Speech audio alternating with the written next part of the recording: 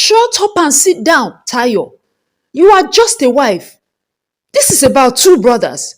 You will go with whatever decision we make. She lashed out, striking her daughter-in-law twice across the face. The sound of the slaps echoed through the room, freezing everyone in place. The rage that had been cooking inside her exploded. Without a second thought, she raised her hand to retaliate. Mama Deyemi lost her balance, her body tilting dangerously, but before she could hit the ground, Wale lunged forward and caught her just in time. Tayo Deyemi sat beside her husband Dayo. They had been trying for a child for 8 years, and today was supposed to be the day they got answers. Dr. Okafor, an elderly man, scanned their faces before he spoke. The tests were conclusive. Dayo was sterile.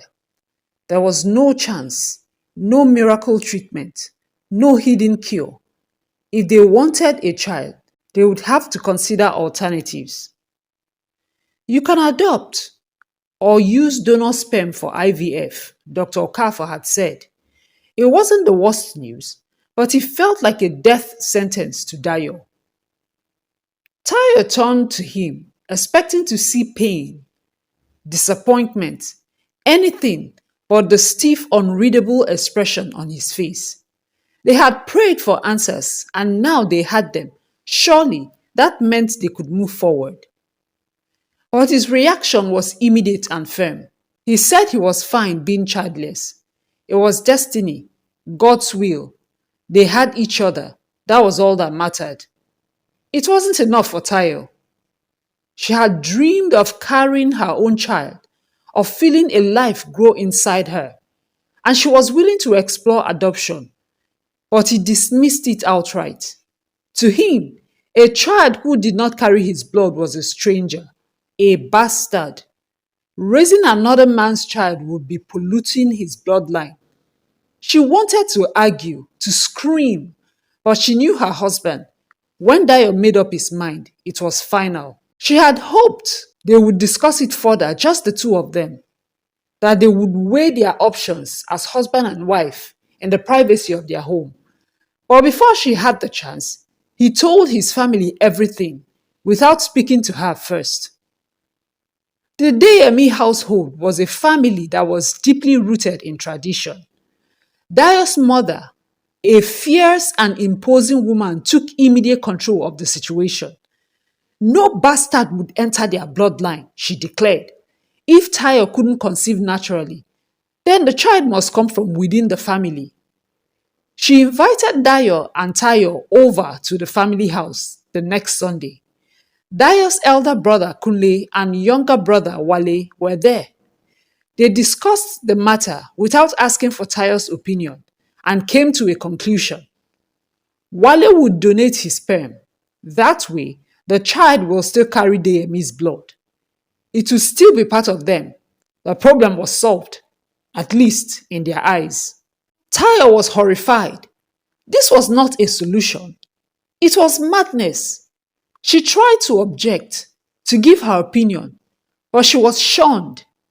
Be grateful your brother-in-law is willing to help, her mother-in-law had told her. She had expected resistance from Dayo, but she never imagined he would let his family dictate their lives. She had married a man, not a clan. She pleaded with him to make this decision with her, not with his mother and siblings. But Dayo refused to see her point. Tayo felt like a spectator in her own marriage, like a pawn being moved across a chessboard by hands that were not ours. She turned to her own family and friends for advice, hoping for clarity. They were shocked, outraged. They reminded her of the woman she used to be before marriage, the strong, independent woman who never let anyone dictate her choice. They asked her if this was the life she wanted. And for the first time in 8 years, she asked herself the same question. She looked at her marriage with fresh eyes, the way Dayo had slowly let his family's decision become law in their home, the way her voice had been drowned out time and time again, the way she had bent over backwards to please him even at the cost of our own happiness. It wasn't just about the baby anymore. It was about respect, about control, about a marriage that no longer felt like hers. And so, after 8 years, she made the hardest decision of her life. She asked Dayo for a divorce. Tayo had never seen Dayo so vulnerable. He was always the strong, confident man who rarely showed emotions. But now, he was on his knees, pleading with her not to throw away the life they had built together. His desperation shook her. This was not the same man who had stood firm in his decision, the same man who had let his family dictate their marriage. But now, faced with the reality of losing her, he was breaking apart. He promised things would change. He swore that from that moment forward, he would never let his family interfere in their decision again. He assured her that their marriage would be just the two of them, that she would always come first. He begged her to reconsider, to accept the only solution that would allow them to have a child, while still preserving his family's bloodline. Tayo had spent weeks building the strength to walk away, convincing herself that leaving was the right thing to do. She had told herself that if she stayed, she would always live under the control of the family that saw her as nothing more than a vessel for legacy. But seeing Dayo so broken, hearing him plead for another chance made her hesitate. She loved him. Despite everything, she loved him deeply. Their 8 years together hadn't been perfect, but they had shared so much laughter, dreams, struggle. Could she really throw it all away? Could she end their marriage without a fight? Her family and friends had warned her against this. They told her she was walking into a trap, that nothing would change. They reminded her of the pain she had endured, the way her voice had been silenced in her own home. They urged her to think of herself, to choose her happiness. But love had a way of clouding judgment. Tayo made her decision not based on logic, not based on reason, but on love. Against the advice of those who cared for her, she chose to stay. And so, with a heart full of uncertainty, she took a step she could never take back. Tayo's decision to use her brother-in-law's sperm to fertilize her egg changed everything. She had silenced the doubts in her heart and placed her trust in her husband. The process was emotionally exhausting, but when the doctor confirmed that the IVF was successful, all her fears momentarily faded. 9 months later, after years of waiting, Tayo gave birth to a healthy baby boy, and for the first time in a long time, she felt truly whole. The Deyemi family rejoiced. It was as though a dark cloud had lifted. Dayo's mother, who once looked at Tayo with skepticism, now embraced her fully as a daughter. She had given them an heir, and that was all that mattered. Dele was adored. His resemblance to Dayo was unmistakable. He had his sharp features, his warm smile, and even his mannerism as he grew. Anyone who saw him would never question his lineage. Dayos beamed with pride whenever people complimented how much Dele looked like him, and Tayo found comfort in the fact that their son was truly loved. Meanwhile, Wale, Dayo's younger brother, was preparing for a new chapter in his life. He had gained admission to study abroad, a dream he had long pursued. In gratitude for what Wale had done, Dayo took it upon himself to sponsor him fully. It was his way of showing appreciation for the sacrifice Wale had made for their family. Life moved on. Tayo and Dayo's relationship flourished in ways she never expected. The bond that had once been strained under the weight of infertility and family interference was now stronger. Dayo was more present, more attentive. They were happy. Everything seemed perfect. 12 years had passed since Wale left Nigeria, and in that time, his life had taken many turns. He had made something of himself, graduating with honors, securing a well-paying job, and even settling down in marriage with a white woman. He had built a life far from home, a life that seemed promising. But life happened. Wale was diagnosed with prostate cancer. The news had shaken him to his core. He had been young, full of energy, with dreams of fatherhood and a long future ahead. The doctors were firm in their recommendation. A radical prostatectomy was necessary. The surgery would remove not just his prostate gland, but also the seminal vesicles, permanently altering his ability to conceive naturally. Before the operation, his sperm was collected and preserved. There was still hope. Science had made it possible for men in his condition to father children through IVF, and Wale clung to that possibility. But hope did not last forever. Despite multiple attempts, investigations revealed that his preserved sperm was non viable. It was a devastating blow. His dreams of fatherhood were slipping away, and his marriage crumbled. The strain was too much for his wife. In the end, they went their separate ways. With nothing left for him abroad, Wale made the decision to return to Nigeria. He was coming home, not as the vibrant young man who had left, but as someone who had been reshaped by life's hardships. He had lost much, and though he tried to push forward, a nagging sense of emptiness followed him. When Wale returned home, his family welcomed him with open arms. They did everything to help him move forward, reassuring him that life was not over. Slowly, he settled back into the rhythm of things. He found a good job, started socializing, and even began dating again. From the outside, it seemed like he was adjusting well. But as time passed, something began to shift. Wale's bond with Dele grew unusually strong. At first, it seemed harmless, an uncle taking interest in his nephew, spending time with him, sharing stories and giving him advice. But then, the attention became more intense. He wanted to know everything about Dele, his favorite food, his hobbies, his dreams.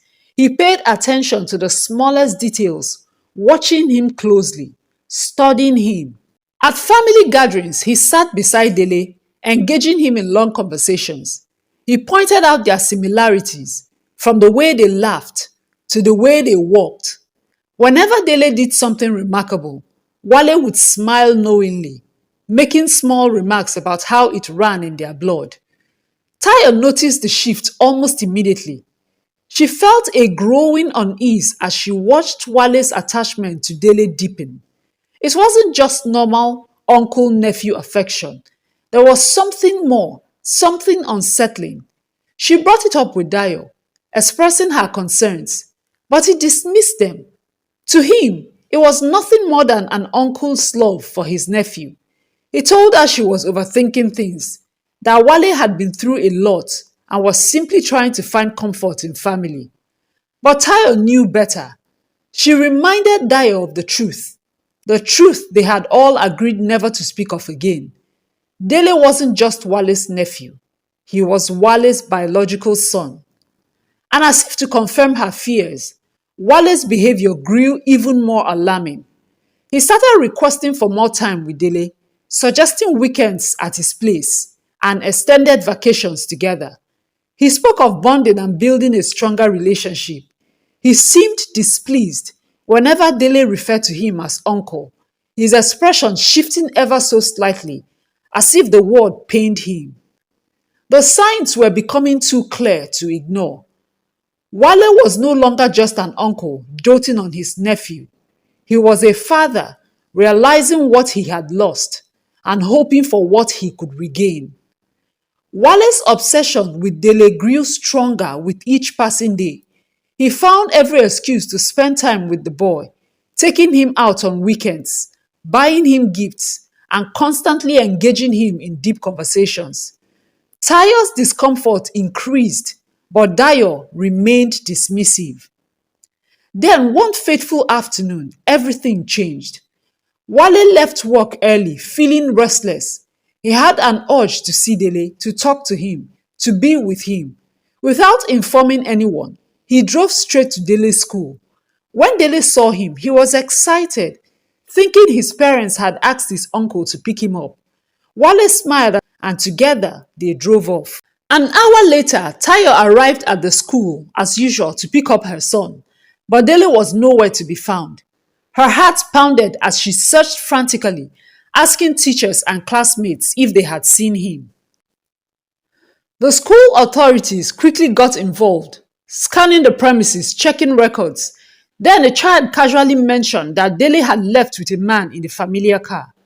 It was Wale's car. Taya's hands trembled as she called her husband. Dayo, initially calm, grew alarmed as the situation sank in. Together, they called Wale repeatedly until he finally answered, his voice relaxed and almost indifferent. Yes, he had picked up Dele. He didn't see why it was an issue. But it was an issue, a big one.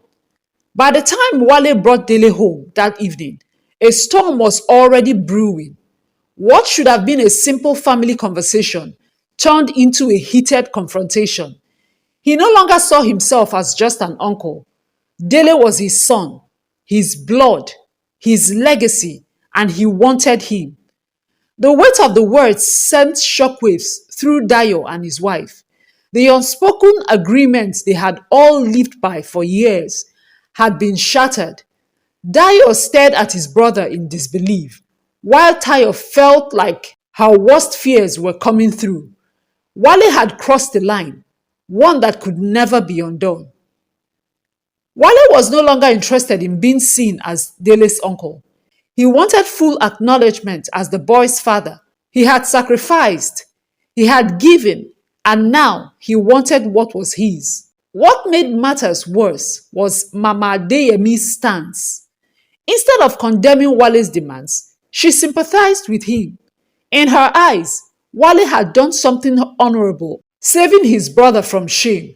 And now, after everything he had been through, his illness, his failed marriage, and his inability to father children, was it not only fair that he got something in return? Your younger brother nearly lost his life and will no longer be able to father children again. Don't you feel pity for him? She said as she tried to proffer what she thought was a solution. He gave you a gift years ago. He covered your shame. You and your wife can travel abroad. Use a donor sperm or adopt, and no one would ever know. She saw an opportunity to restore balance. If Dayo and Tayo wanted more children, they could find another way. It was a simple solution in her mind. No one needed to know it. It was, as she put it, a small price to pay for all that Wale had lost. But to Tayo, this was the final straw.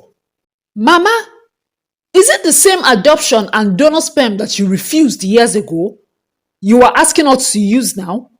I don't believe this, Tayo had exclaimed in frustration. Shut up and sit down, Tayo. You are just a wife. This is about two brothers. You will go with whatever decision we make. Tayo's frustration and tolerance had gone over the bend and limits. Her husband Dayo said nothing. He just sat down there and listened. She had endured years of interference from her husband's family. She had swallowed her pain, compromised her desires, and sacrificed her peace to keep her marriage intact. But now, after carrying Dele in her womb, giving birth to him and raising him, she's been asked to hand him over as though he were an object. Her patience snapped. Mama, don't tell me to shut up, Tayo said, her voice rising. I am tired of being tossed up and down. Dele is my son. I carried and gave birth to him, nurtured him as my own. God forbid that I should give him up just because I'm being asked to by a family who is confused about their priorities. But Mama Deyemi wasn't one to back down either. Her pride, her authority as the matriarch of the family felt threatened. The moment Tayo's words became too much, she lashed out, striking her daughter-in-law twice across the face. The sound of the slaps echoed through the room, freezing everyone in place. Tayo staggered back, her skin stinging from the slaps. Stars twinkled as she shut her eyes, her mind racing in disbelief. The rage that had been cooking inside her exploded. Without a second thought, she raised her hand to retaliate, but instead, she shoved her mother in law backward. Mama Deyemi lost her balance, her body tilting dangerously, but before she could hit the ground, Wale lunged forward and caught her just in time. His face was a storm of fury as he steadied his mother in law, his eyes dark with rage. The tension in the air thickened, crackling like a thunderstorm. Wale clenched his fists, stepping toward Tayo, his movements aggressive, ready to defend his mother's honor. But just as he was about to react, Dayo stepped in between them, his own frustration bubbling over. His voice, which was usually calm, now carried a sharp edge as he stopped his brother in his tracks. Don't even think about it, he said to his younger brother. For the first time in a long while, the balance of power in the family shifted. Dayo, who had always been silent in the face of his family's meddling, finally seemed to have had enough. He was no longer just a bystander in the chaos. Mama Deyemi was very angry. She continued to rain curses at Tayo, her voice filled with venom. She called her disrespectful, ungrateful, and all manner of names, declaring that no good would ever come to a woman who raised her hand against her mother-in-law. But Tayo was beyond caring. She was drained. She had no energy to argue or defend herself. She simply stood there, numb, as the insults rained down on her. Thankfully, the chaos wasn't unfolding in front of Dele. He had already left to spend the weekend with Tayo's elder sister, as planned. If there was one relief in all of this, it was that her son didn't have to witness the disgraceful scene. Dayo, without a word, turned and walked to his car. His face was unreadable as he slid into the driver's seat. Tayo followed silently, closing the door behind her. The ride home was heavy with tension. Then, out of nowhere, Dayo began scolding her. His voice was sharp, filled with disapproval. He scolded her for pushing his mother, for letting things escalate to the point that they did. He acted as though she was the problem, as though she had crossed the line. Tayo sat still, her face expressionless. She said nothing, no argument, no defense. She had learned long ago that sometimes silence was the loudest response. She had thought Dayo was finally standing with her. She had thought for once he saw what was happening, how much she had endured, how much she had sacrificed, but clearly she had been mistaken. The truth settled deep in her chest. The battle she was fighting alone. The moment Mama Deyemi reported the incident to their kinsmen, twisting the story to make it seem like Tayo had mercilessly beaten her up, they were summoned to appear before the elders. When Tayo heard about it, something inside her snapped. She had no more fight left in her. The past 12 years had drained her, and she could no longer keep hoping that Dayo would ever prioritize her and their son over his family. The people who had once cautioned her against staying had been right all along. She should have left years ago. Tears ran down her cheeks as she packed a small bag for herself and Dele. She wasn't living in anger or haste. She was living with a clarity she had never felt before. She carefully arranged Dele's things, making sure to take only what was necessary. There was no need for excess luggage. Meanwhile, Dayo, oblivious to the storm that was about to hit him, returned home from work, prepared to take his wife and son to the village for the family meeting. He had convinced himself that things would settle, that Tayo, despite her outburst, would eventually fall in line as she always did. But the house was eerily silent when he stepped in. He called out, expecting to hear Dele's voice or see Tayo getting ready for the trip. Instead, his eyes landed on the neatly placed envelope on the table. His name was written on it in bold, clear letters.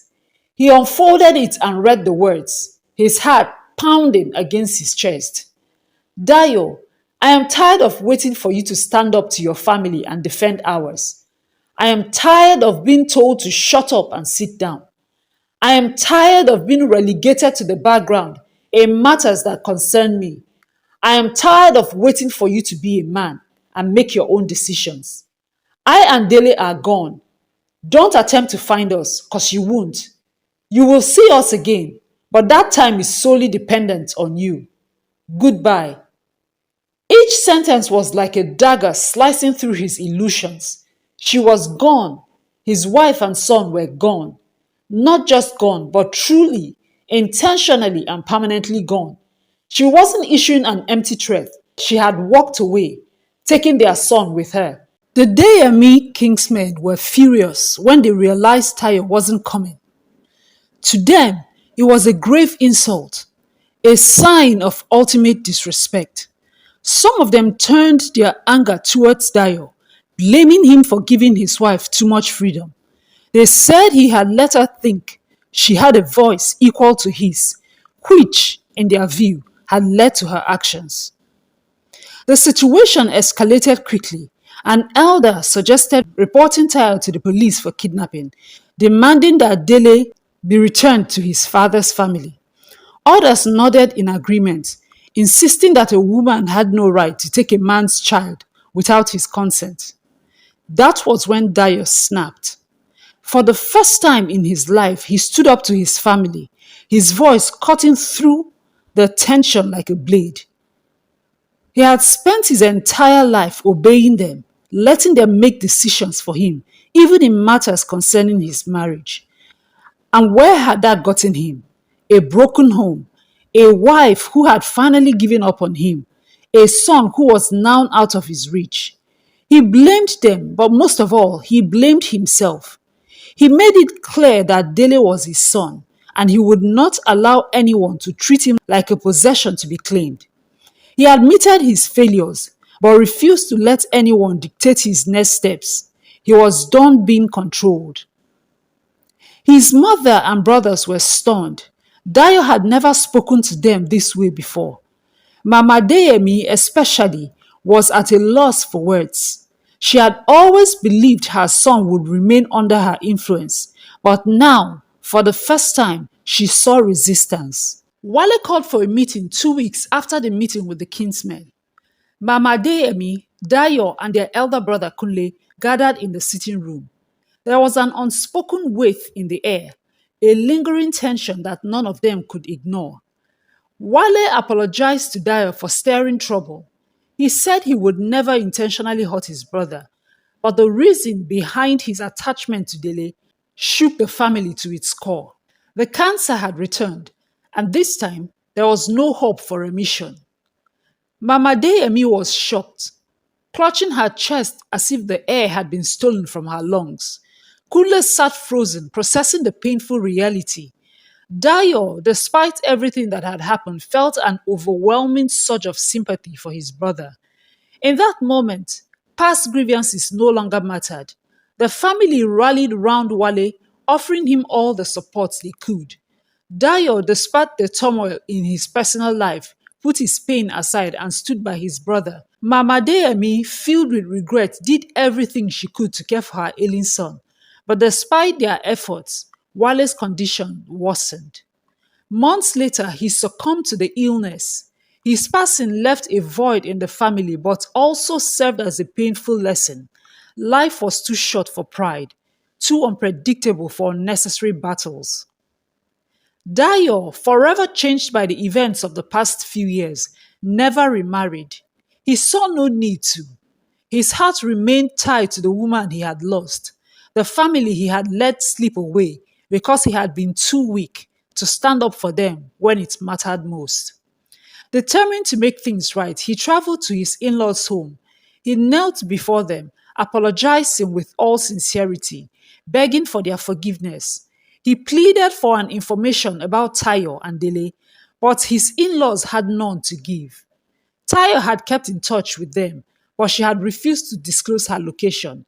She had built a new life where she no longer had to fight to be heard or seen. Years passed. Dayo lived with the hope that someday he would see his wife and son again. Then one evening, his phone rang. It was an international number. He hesitated before answering, and when he did, he heard the voice he had longed for, Tayo's voice. They spoke at length, the years of separation melting away in their words. She was no longer angry, no longer bitter. But when Dayo begged her to come back home, she gently refused. She wasn't mentally in that space yet. She had found peace in her new life and wasn't ready to return. Still, the conversation wasn't all sorrowful. Dayo got to speak with Dele. His son, now older, had a deep voice filled with curiosity and warmth. Their conversation was brief but meaningful, and for the first time in years, Dayo felt a flicker of hope. Maybe, just maybe, someday in the future, he would have his family back home with him. Until then, he would wait because this time he understood that love was not about possession, but about patience, growth, and the willingness to do better.